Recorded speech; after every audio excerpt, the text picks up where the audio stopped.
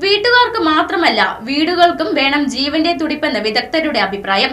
തൊഴിലിടങ്ങളും വീടുകളും എങ്ങനെ ശാസ്ത്രീയ നിർമ്മിതിയിലൂടെ സമാധാനപൂർണ്ണമാക്കാം എന്നതിനെക്കുറിച്ച് മാതൃഭൂമി ഓണച്ചമയ മേളയിൽ നടന്ന സംവാദത്തിലായിരുന്നു ആർക്കിടെക്ട് ജി ശങ്കറും മാനസിക പിരിമുറുക്കം ലഘൂകരണ വിദഗ്ധൻ ഡോക്ടർ AS ഹരീഷും ഈ അഭിപ്രായം പങ്കുവച്ചത്. അമ്മയുടെ മടിത്തട്ട് പോലെയാകണം വീടിന്റെ രൂപകൽപ്പന. കനവിന്റെയും കനിവിന്റെയും അവസാന ഇടമായി വീട് മാറണമെന്ന് ശങ്കർ പറഞ്ഞു. നല്ല വീടും നല്ല ജോലിയും ആസ്വദിക്കുന്നവർ എത്ര പേരുണ്ടെന്ന ചോദ്യം ഉയർത്തിയാണ് ഡോക്ടർ AS ഹരീഷ് സംസാരം തുടങ്ങിയത്. ഇത് രണ്ടിനെയും വെച്ചിട്ടാണ് നിലവിലുള്ള ടെക്നോളജിയെ തന്നെ നമുക്ക് യൂസ് ചെയ്യാൻ കഴിയുന്ന ഒരു സാധ്യതയുണ്ട്.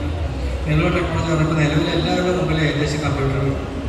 നിലവിലുള്ള നെറ്റ്വർക്കുകളോടെ തന്നെ ആ വ്യക്തിയിലേക്ക് ഇത്ര നേരം ഇരിക്കുമ്പോൾ നിങ്ങൾ എന്ത് എക്സസൈസാണ് ചെയ്യേണ്ടത് ഓർമ്മിപ്പിക്കുന്ന അല്ലെങ്കിൽ അവർക്ക് സ്യൂട്ടബിളായ രീതിയിലുള്ള എക്സസൈസിനെ ഡെവലപ്പ് ചെയ്യുകയാണ് ഞങ്ങൾ ചെയ്യുന്നത്. ഇപ്പോൾ ഒരു ചെറിയ എക്സാമ്പിൾ പറയുന്ന ഒരു വ്യക്തി തുടർച്ചയായിട്ട് കുനിഞ്ഞിരുന്ന് ജോലി ചെയ്യേണ്ട ഒരാളാണ്.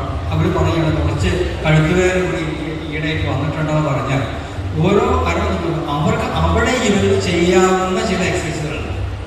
എല്ലാ എക്സസൈസും പറ്റില്ല, കാരണം ഓഫീസിനകത്താണ്. പക്ഷെ അത് കുറയ്ക്കാൻ ആവശ്യമായ ആ പ്രത്യേക സ്ഥലത്തിന് ചെയ്യാവുന്ന ബാക്കി മാസമാദ്യം കിട്ടുന്ന ശമ്പളത്തിന്റെ അളവിൽ നല്ല ജോലിയും ഉയർന്ന കെട്ടിട നികുതി അടയ്ക്കുമ്പോൾ നല്ല വീടും എന്ന് വിലയിരുത്തുന്നവരാണ് അധികവും. രണ്ടിടങ്ങളിലും ജീവിതം കൊണ്ടുവരണമെങ്കിൽ ശാസ്ത്രീയമാവണം നിർമ്മാണവും വിലയിരുത്തലും.